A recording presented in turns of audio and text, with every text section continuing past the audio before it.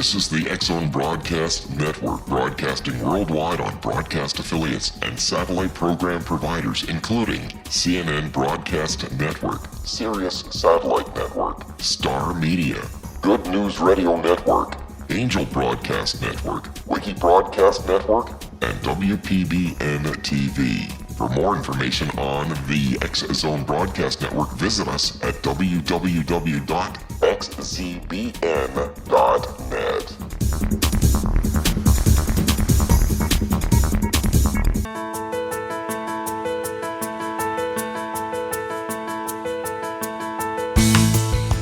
Hi, curious minds out there in our ever-expanding radio land.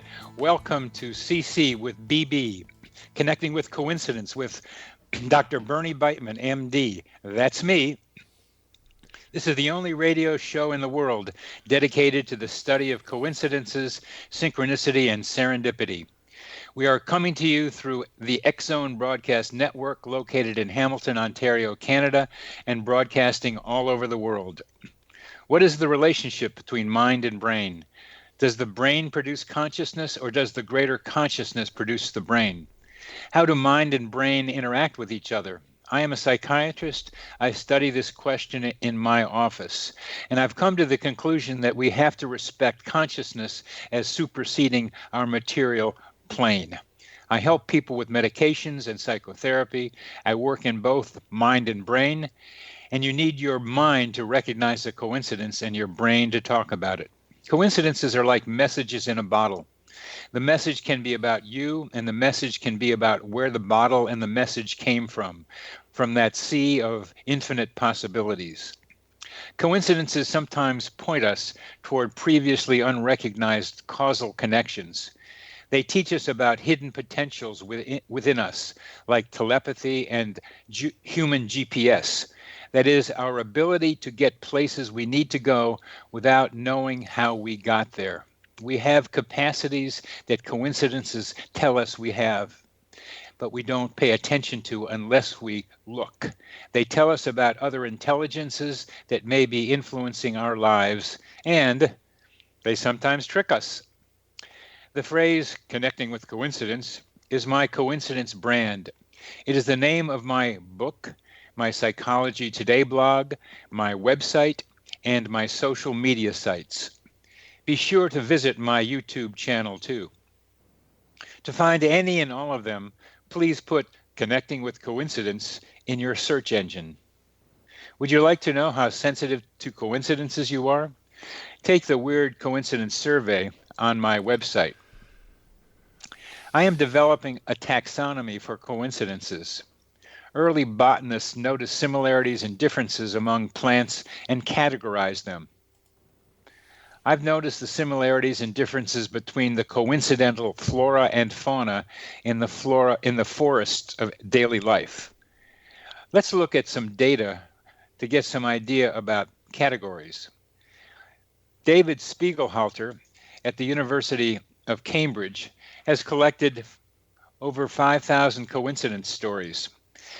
A solid 58% of those coincidences include words related to family or loved ones, indicating that people are more likely to notice coincidences involving people closest to them.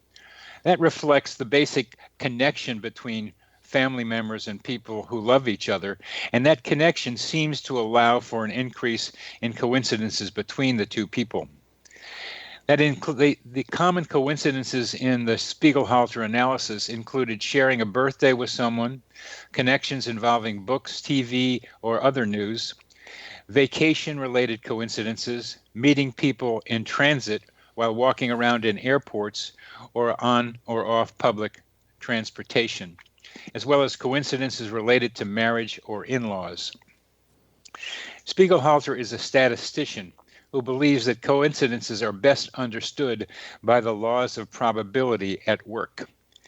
For example, the probability of two people having the same birthday is 1 out of 365 days in the year, which means that if you tell 365 people when your birthday is, you are likely to find at least one person who shares the same birthday.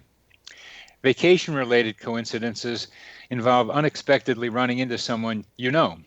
since you probably know a great many people and you are part of a specific socioeconomic group, it is likely that you will take vacations in the same place as people in your socioeconomic group. So that's explainable by probability. The researchers also looked at the tone of the stories, and this was surprising to me. And to them as well. They found that the tone of the stories was more negative more often, or at least more neutral, than it was positive. And we generally think of coincidences as being positive. Got to understand that a little bit better. My research approached the question in a different way. While Spiegelhalter asked participants to report their stories, I asked participants to rate the frequency of common coincidences. For my 1,500 respondents, the most common ones included, I think of a question only to have it answered by an external source. I think of an idea and hear or see it on the radio. I think of calling someone only to have that person unexpectedly call me. And the ones that involve the media are the ones that interest me the most, because I've gotten to the conclusion that we are becoming nodes in the vast internet connectivity. Our guest today is Ray Grasse. Ray looks at synchronicity and beyond synchronicity. He looks for the events of everyday life that show us coincidences that may have something to do with ideas and feelings related to us and beyond us. But he looks at the symbols of everyday life and tries to help us see that there's much more going on around us than we have allowed ourselves to see. We will come back after a short break.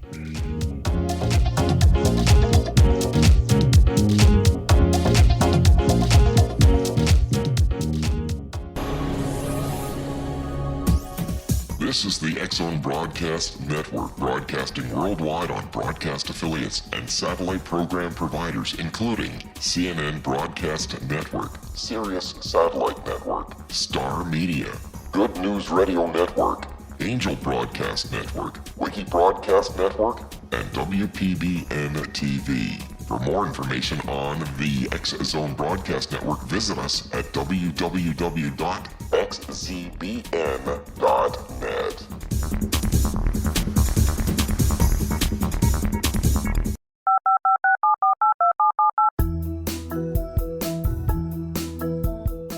Did you know that when you're on the road with limited data or Wi-Fi, you can still listen to the X-Zone Radio Show with Rob McConnell, The Science of Magic with Gwilda Wiyaka, X-1, Dimension X, Space Patrol, and every minute of the X-Zone Broadcast Network by calling 213-401-0080, courtesy of Audio Now.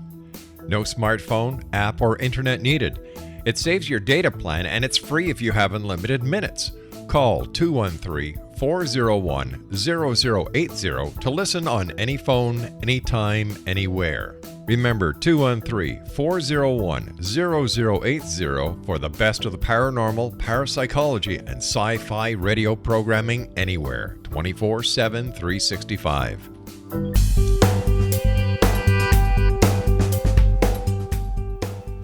Welcome back to CC with BB.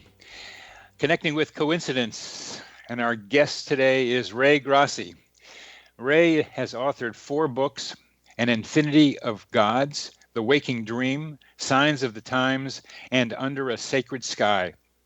He worked for 10 years on the editorial staffs of Quest Books and the Quest magazine, and is currently associate editor of the Mountain Astrologer magazine. He graduated from the Art Institute of Chicago with a double major in filmmaking and painting, and studied extensively with teachers in the Kriya, Yoga, and Zen traditions. Welcome to the show, Ray. Glad to have you on with us. Hi, thanks for having me.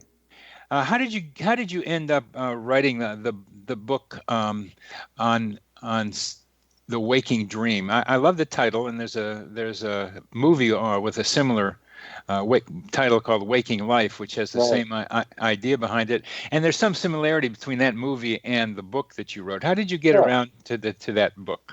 Well, I first heard the term synchronicity when I was in college. A professor of mine mentioned it, and it fascinated me. And around the same time, I was started studying with this yogi in Chicago, an American-born yogi named Goswami Kriyananda. And I started to see that what some of these traditional sources were talking about with symbolic events, you even find it in the old Vedic texts, this idea that life has a symbolic dimension. And the more I got into this, the more I realized that it's not just coincidence. There's many types of symbolic or meaningful events besides just coincidence. And I set out to write the book. It started out as a very small book, and then it wound up, I realized in order to really get to the roots of this, I had to get into other things such as karma and telos or purpose, the theory of correspondences, astrology, etc. So what I was trying to do was present an integral theory, you might say, of synchronicity and how you have to really see synchronicity in this broader context of a symbolic worldview, Yes. symbolic Yes. cosmology. Yes.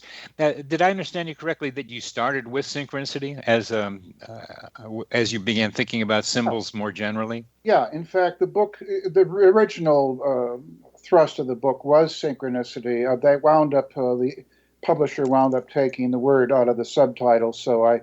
And it's a long story, but basically, it was basically meant to be a book that explains synchronicity from a somewhat broader standpoint. Yeah.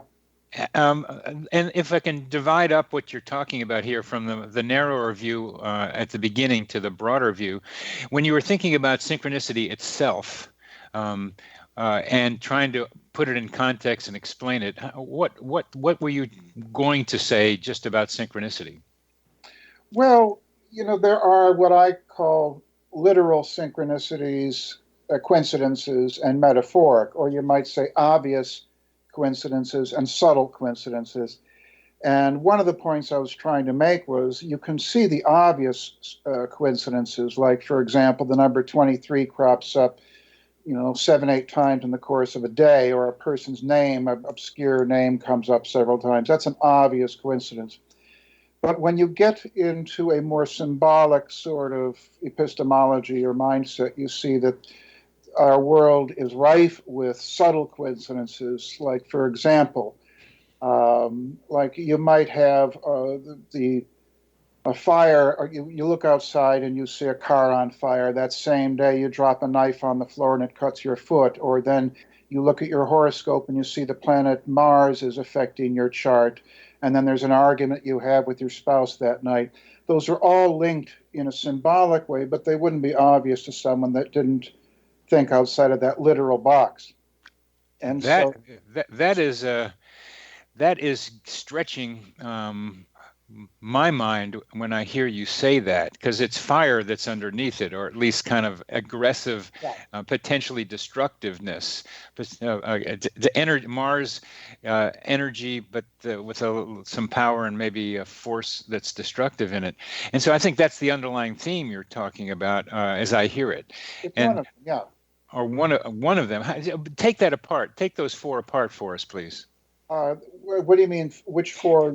The four you just mentioned, for the car on fire, the knife, Yeah. the argument. Well, this is where one of the things that, as I was studying with the various yogis I studied with, I got more heavily into astrology. And I first learned astrology, strangely enough, from a college class. My professor, Maureen Cleary, had been a professor of psychology at the University of Chicago. And she left her psychological background to get into astrology when she discovered how uncanny it was. And one of the things you learn as you get into something like astrology is how things are connected through subtle analogies and linked correspondences, and that our life is a network of correspondences in subtle ways. And so, for example, when a Mars transit comes up, like I was starting to talk about there, you might have various symbols come up in your life on that given day. Or if a Jupiter aspect comes up in your day, there might be different kinds of symbols. And they're all linked, but they might not be obvious to someone that didn't understand the language of symbolism. And when you get into the language of symbolism, you see that our life is permeated with coincidences of that subtle sort. And you take it beyond that, and I think where you were talking before about taxonomy, and I think that everybody that gets into a serious study of synchronicity develops their own taxonomy and categorization, and I find them all really interesting. And the one that I have found helpful is the idea that there aren't just personal synchronicities, there are collective and there are universal synchronicities.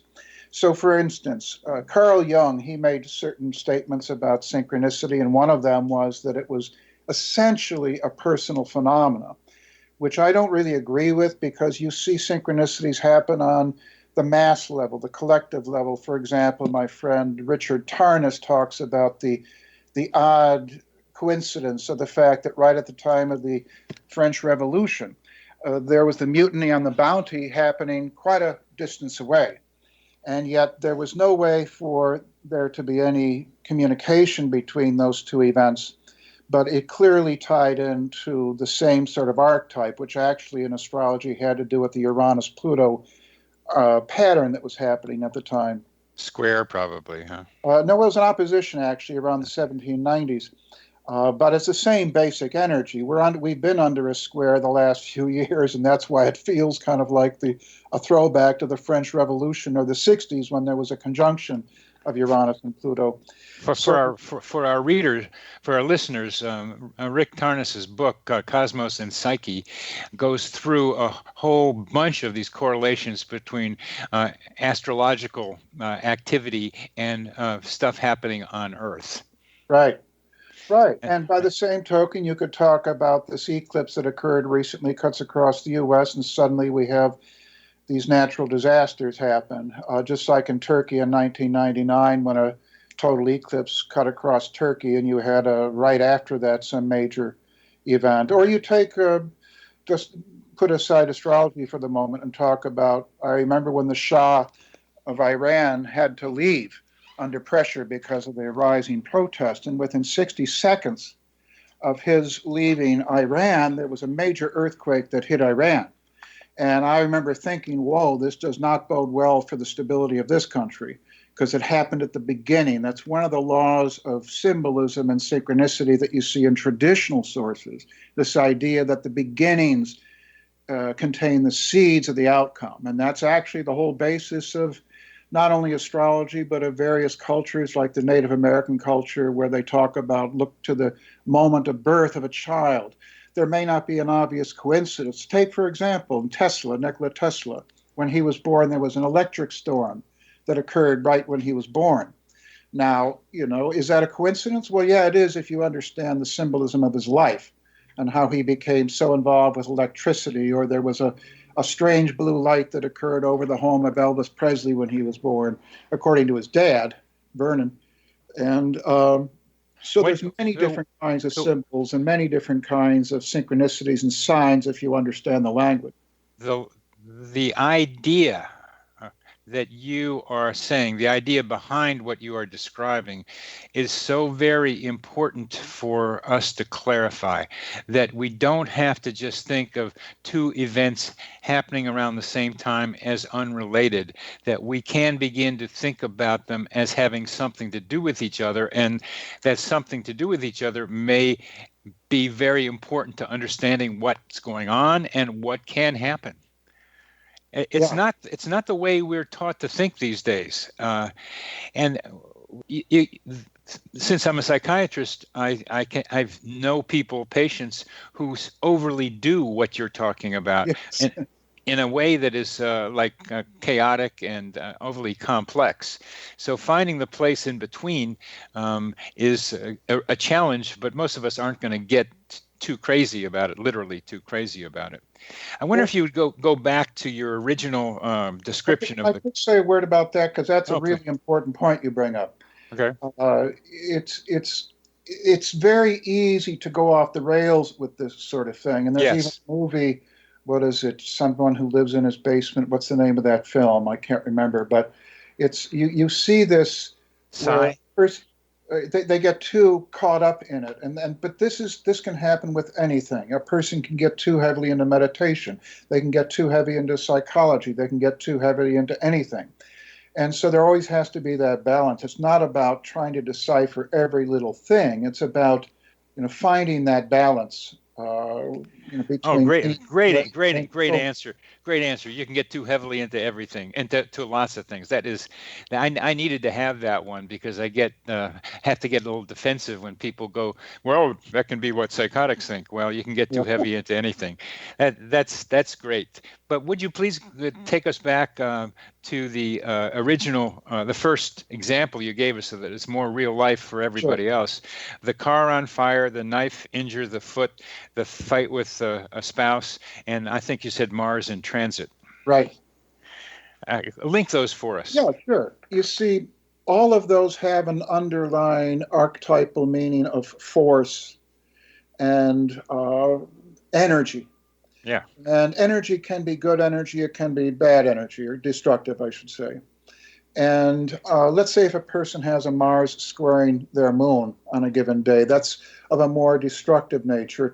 I wouldn't say it's bad. I'm very careful not to use terms good or bad when it comes to either astrology or synchronicity, because it's all relative. But all of those symbols on that given day have a certain energy of extreme force attached to them, or of even a sort of intrusive energy, like the knife landing on the person's foot. I know a woman, for instance, where she met a man, and I asked her what happened the first day she met him, because it turned out to be a disastrous relationship with lots of arguments. And she told me how she was working as a clerk in a store, a health food store. And as she got to talking to this man for the first time, a car literally exploded in flames outside the store. No one got hurt. But that is not exactly a harmonious symbol for the beginning of a relationship. And I looked at her horoscope for that day, and indeed she had a very strong Mars aspect firing. And I'm sure that if we looked at other things happening in her life on that given day or that week, you'd see other things that were connected to it, having to do with Martian sort of symbols. We're coming to the end of this segment. That's very, very interesting, Ray. And we'll continue this after a short break.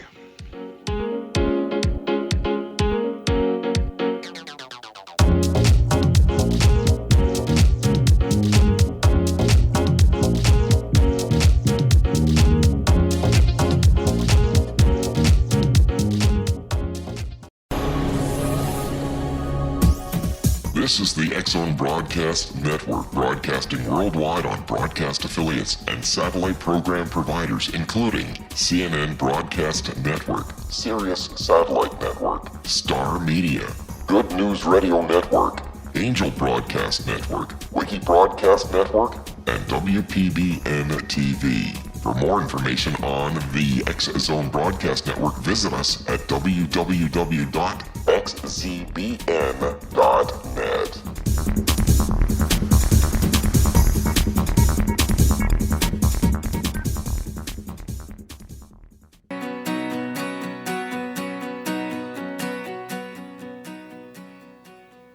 Welcome back to CC with BB. Our guest today is Ray Grasse.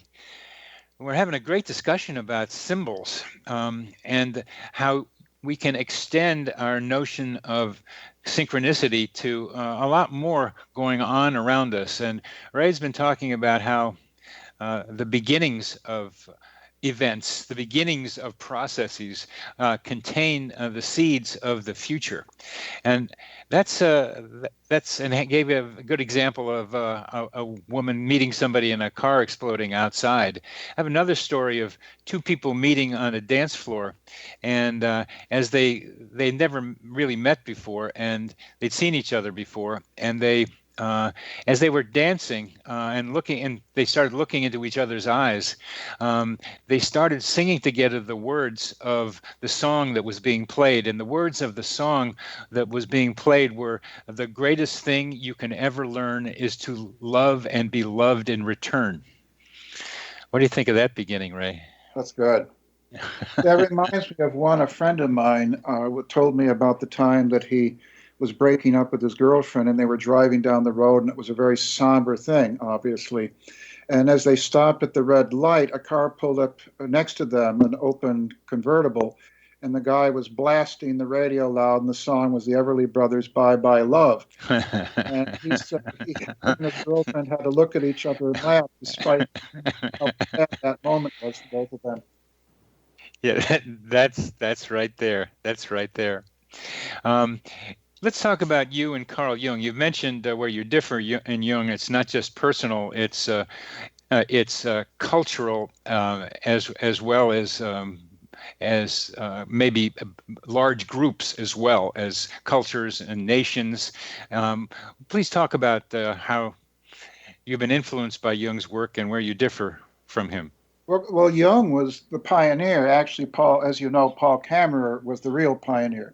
Yes. And the difference between the Austrian biologist Paul Kammerer was he looked at sequential coincidences, like the number 7 occurs one after the other during the day, whereas Jung chose to focus on simultaneous coincidences, things that happen at the same time. And Jung really, I think, gave it a certain heft and brilliance the way he brought it together. But there were, I think, some problems with the way he described it. One is it's neither just simultaneous or sequential. It's if you take the symbolic view, it goes in every which direction.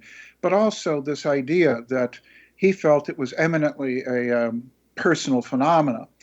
And he had an argument with, I can't remember the name of the colleague about this question. Was it simply a personal phenomenon or not?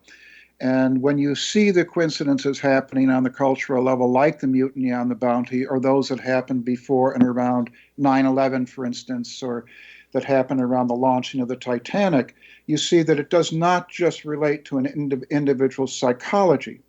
And by the same token, there are cosmic coincidences. The fact that astrology, there may be a certain aspect between Uranus and Pluto, and then you have an earthquake on the Earth, and that doesn't involve individuals at all, except to the degree that it affects them. And so you have these. There are other things too about Carl Jung's view of it, but basically, again, I don't think it just relates to coincidences. I think it relates to all events in our life. If you understand that symbolic matrix, if you look at the horoscope, you see your entire life as an expression of the symbols and the archetypes in your horoscope, whether or not they're implicated in a given coincidence or not. We live in a symbolic matrix, Ray. I think that is your simple way of describing your message. And I think it's very, very important to be able to get to that. My question about Jung and the personal, and his what your view is of how far Jungians take the personal and synchronicity. From what I've read, mostly the emphasis of Jungian therapists, Jungian psychologists and therapists, tends to be on individuation. And individuation is the development of the individual to become him or herself. Yes. Most of it seems to me, from what I've read, that it's like it's psychotherapy by coincidence, psychotherapy by synchronicity. It's mostly about psychological things and interpersonal things that therapists generally address. It's not so much about the spiritual. What do you think of that? Well, I think it works on both levels. You know, you have in The Waking Dream, I think chapter 7, I open up with a famous story from the Buddhist tradition about the Buddha walking. He was engaged in these very intense austerities, pushing himself almost to the brink of starvation. And right at that point, according to the legends anyway, there's a group of dancers and singers that come down the road singing a song about string not the instrument too tight or too loose. And based on that, he kind of took that as a symbolic teaching about the middle path. Don't go to extremes. And now that was clearly a spiritual, teaching in the form of that external event. Although you could also say it was psychological. It was also about his individuation as a teacher, as a person. So I see it working on both levels. There's another story that I relate about a woman I knew that was thinking of getting involved with a Sufi group down in, I think it was Nashville. And she was really wrestling with this idea of whether or not to get involved with this group. She had never been involved with anything quite like that before, and she was sitting in the O'Hare airport. And suddenly over the intercom in the airport, there comes a message saying that there is some Islamic prayer in the chapel. And now she had never heard anything like that in the airport before, neither had I. And I, to this day, have never heard any call to prayer in the O'Hare or any airport. So she took that as a sign, and she got involved with the Sufi group down in Kentucky or Tennessee, whichever it was. And so there was clearly a spiritual sort of lesson teaching behind that symbolic event. Now, does that answer your question? Yes and no. We'll talk about this a little bit more today, but I am very interested in the use of synchronicity for spiritual development. I think it is a path of spiritual development, and I'm writing a book now that has that as its major thrust: coincidence awareness as a path towards spiritual development. My question is not so much about that, because we agree on that, and I'd love to hear more stories from you about this. But my question is whether Jungians use synchronicity as a path for spiritual development. Well, that's an interesting question. I'm not sure I can speak to that so much because it's been quite a few years since I was involved with the Jungian tradition. That's an interesting one. I don't know if I can really address that. Okay, I know people that I can ask. My reading of it is the answer to that is very little, because they use it more in psychotherapy than for spiritual development. But I've known Jungians, I have to say this, that do try to cover both bases. They don't see the psychological and the individuation side of it as divorced from the spiritual. And so I think there are some Jungians out there that see those two as intertwined, but I can't speak to the majority, the mass of Jungians out there. Absolutely. I'm sure that's true. I'm talking about what I've read by Jungians. Right. You had a very interesting coincidence involving Norman, the right. Norman wave. Why don't you tell us about that one, please? Yeah, a number of years ago, the first time I traveled to England, I was debating whether or not to take a side trip to the battlefield of Hastings for personal reasons, which I won't go into. And about a week before I was set to leave on my trip, I was standing in line at the bank, and at the moment, I was literally thinking about this because I had to make plans right then and there. The guy in front of me in line in the bank was scratching the back of his head, and I could see the check that he was trying to cash. Excuse me. And I noticed that the address number on the check was 1066. And I thought, wow, that's really something, because the battle took place in the year 1066. And then I looked at the name on the check, and the name was Norman Wave. Now, if you know anything about the Battle of Hastings, it's when the Normans came over from Normandy and basically took over England. It was a wave of Normans. And so I wound up going to the battlefield of Hastings and had a very interesting time, a very interesting set of experiences.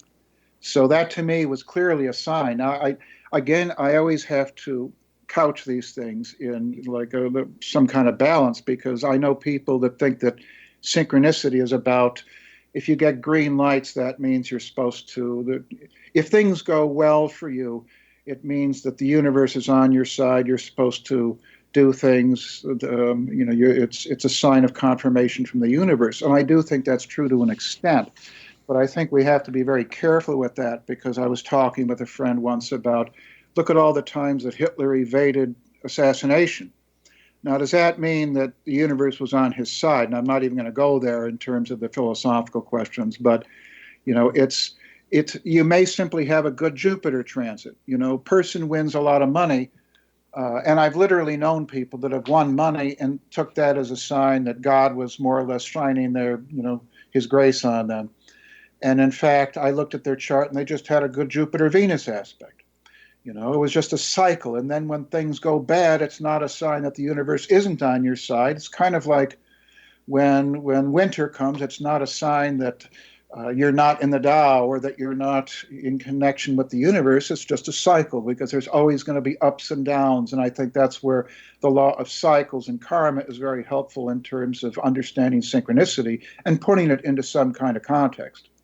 That's good. That's good. How do you explain the check? That is a pretty low probability thing to have run into right when you're asking a question. That's a connection between mind and context that doesn't look cycled to me. I mean, you could probably put it in a cycle. You'll probably find some astrological way of describing it, but it looks like more than that. It's a low probability event where you not only come up with 1066, but you got Norman Wave as the guy's name. Yeah. What a low probability event that is. Yeah, I would see that. I think you're making a good point. It's not all just in terms of cycles. I think that's good in some context, but that was clearly a sign of a connection between inner and outer that was, I think, really clearly affirming that that was where I was meant to go at that particular time. And so, yeah, I think that's a good point you're making. Well, I'm interested in the speculations we have about how things work and how coincidences work. And the interesting comment you made about people having their own taxonomies, I think that's true. As I do my own taxonomy, I can see how it's limited by my own experience. People have also a taxonomy of explanations. In the 40 seconds we have left, and we can continue this, how do you explain that Norman conquest number? I really do think that this is where Jung's theory is absolutely right on the mark, that this idea of a striking, rare coincidence, that he focused on rare coincidences. That's where I disagree with him a little bit. I don't see it as strictly a matter of rare, unusual coincidences. But when those do come up, it's clearly a sign of that unus mundus, the idea of the one world, the connection of inner and outer when they perfectly coincide. And there's a sense. We're headed towards our break. We'll continue this with Ray Grasse in our next segment.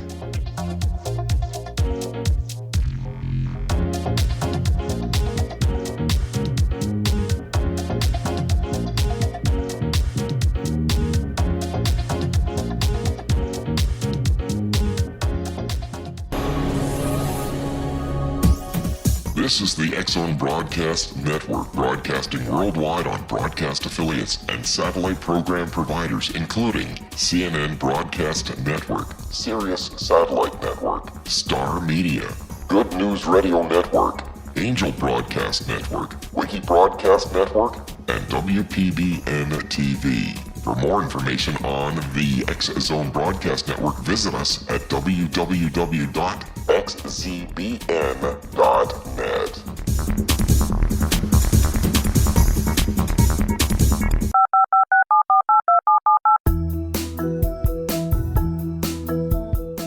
Did you know that when you're on the road with limited data or Wi-Fi, you can still listen to the X-Zone Radio Show with Rob McConnell, The Science of Magic with Gwilda Wiyaka, X-1, Dimension X, Space Patrol, and every minute of the X-Zone Broadcast Network by calling 213-401-0080, courtesy of Audio Now.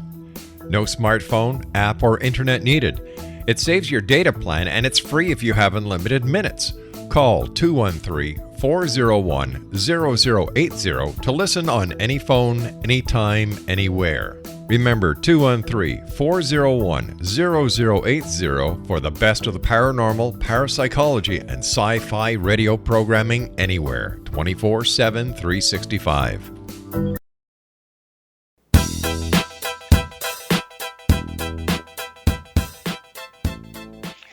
Welcome back to CC with BB, connecting with coincidence with Dr. Bernie Beitman, MD, and that is me.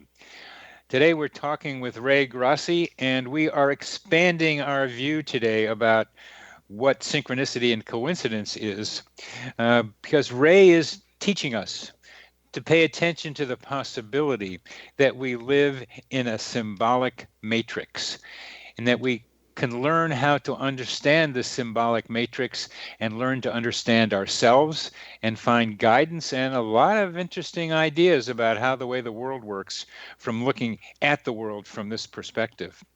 Ray, we were talking about the Norman wave in 1066, the coincidence involving you're looking at a check while in a bank of the person in front of you and deciding whether to go to Hastings.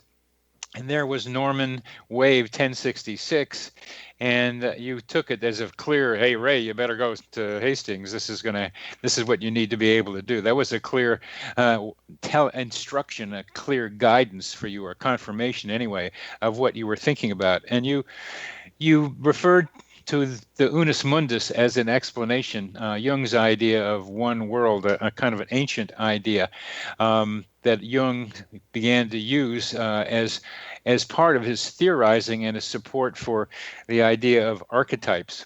But you've gone back, as well as Jung has, to pre-scientific cultures that paid close attention to signs and symbols in the environment. What did studying these earlier traditions have to offer modern researchers into coincidence and synchronicity? It gives me, anyway, a sense of that broader vision of there are many kinds of meaningful event. You go back into Babylon, for example, with the Omen series. You look at the Native American traditions about symbols around the births or in the sky. You look at even the Jewish mystical tradition.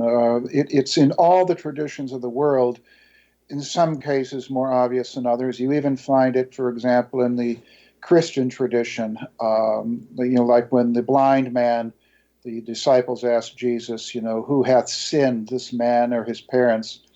And Jesus answers something to the effect of how neither. It's more or less so that the teaching of God could manifest through him. The idea that things have meaning, that we live in this meaningful universe that can take many different forms, or even, for example, a major influence for me was reading Melville's Moby Dick, which is steeped in synchronicity and symbolism and this idea of messages and omens and divination. It gives you, I think, potentially this very broad integral perspective to look at these traditions. And the Indian tradition, for instance, one of the Upanishads, as I recall, deals with this. The Atharva Veda, I believe it is, talks about how you can read the symbols of your life in much the same way as the symbols of the dream state. So again, it doesn't just focus, these traditions don't focus simply on coincidence. That's very important, but that's kind of the tip of the iceberg. Coincidence is more or less the most visible manifestation of this underlying connectedness, this underlying symbolism and meaningfulness that permeates not only our personal lives, but our culture, about our universe. It's all embracing in some sense. You described many cultures having an interest in coincidences and more so into symbols around us. Meditation also has emerged from ancient cultures, many of which have had meditation traditions. We tend to be going with the ones from India, but there are other traditions, including the Jewish mystical tradition, that had forms of meditation and Sufi meditation. But these are ancient ideas. We've had the scientific revolution, which has tended to have a very negative effect on looking at us as living in a symbolic matrix. But there's something potentially useful about the scientific way of looking at things, at least the way I see it, that we can bring science thinking to coincidence and symbolic understanding. I wonder if you would comment on your view of that. I'm glad you brought that up, because the way I got into this, when I first started writing The Waking Dream, long before, it took me about 15 years to finish the book, but when I started my own investigation in my own life of synchronicities and symbols, and I did it in what I consider to be a somewhat scientific manner of looking at how things unfolded, looking at, let's say, if there was, for instance, if I saw an accident, and I looked at my inner thoughts at the time of the accident or the other things happening in my life, and did I see patterns? I didn't go in with presuppositions. I tried to look at the evidence in terms of, did things happen in connection with one another? What did the coincidences occur when I was going through periods of emotional or psychological change? Or, for instance, if a child was born, like if my brother gave birth to a child, I looked at the symbols that happened around that child's birth, and I followed that child as it grew up to see, did the symbols more or less foreshadow that child's life? You can take a very scientific attitude towards investigating coincidences and symbols and meaningful events of many types. You have to with astrology, for example, and that's one of the things. If someone wants to understand synchronicity, in my opinion, you can do no better than to study astrology, because it is the science of synchronicity in terms of looking at correspondences, looking at analogies, looking at symbolic connections. And it becomes very scientific over time. Now, it's not scientific in the sense of it can't be quantified in the normal laboratory way, because we're talking about hermeneutics here. We're talking about qualities. Synchronicity, in my opinion, to some extent, has to be a science of qualities, less so than, let's say, a science of quantities. Understanding those connections that exist on more metaphoric and symbolic levels. So that's a simple answer to your question. Could you define what you mean by a science of qualities?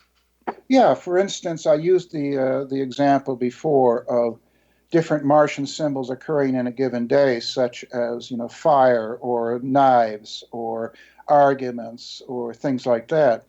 Now, if you understand the qualities of those symbols, the meanings, the Martian nature of those symbols, you start to see connections that aren't really obvious from a purely quantitative standpoint. The quantitative perspective is good for studying literal coincidences, such as obvious things like the number 23 occurring many times in the course of a day. You can catalog that, and you can study how many times that happens and calculate that in statistics. It's much harder to calculate statistics with qualities, though it can be done to some extent. The Gogolin research with astrology, for example, which is a little too involved to get into here, or the Kalisko experiments. I do think there are ways of studying and testing qualities, but it's quite complicated and quite involved.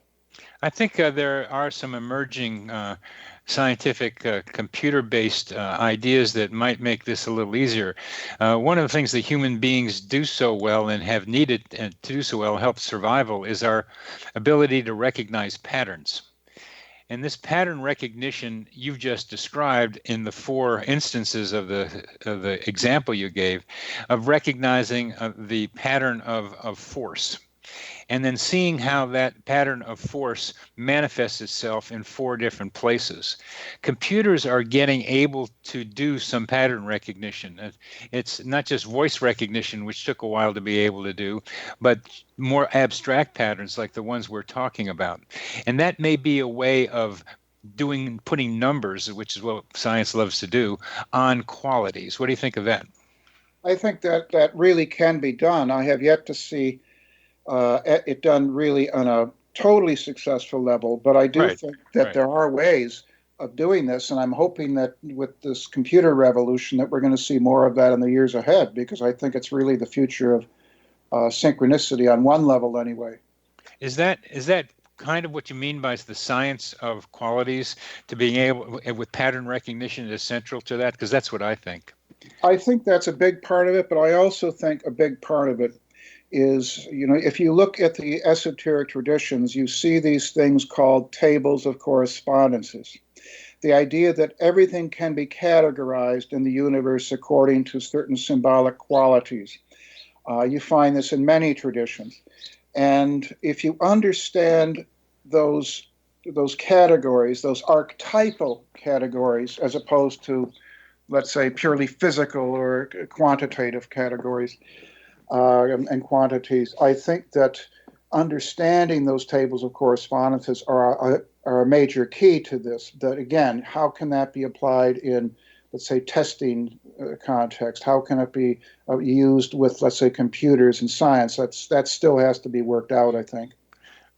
Well, we got about a minute left, Ray, and we've begun to touch on a whole new area for our discussion, the nature of archetypes, and these are underlying patterns that Jung started talking about, but Plato did also, and so have many others. And you're alluding to them. You got 40 seconds to tell us where archetypes play a role in the science of qualities. You know what? Something that I think might be helpful is, can I close with a quote from Emerson that really sums up what I've been saying here the whole time? Please do, and then we'll end. Okay. The whole world is an omen and a sign.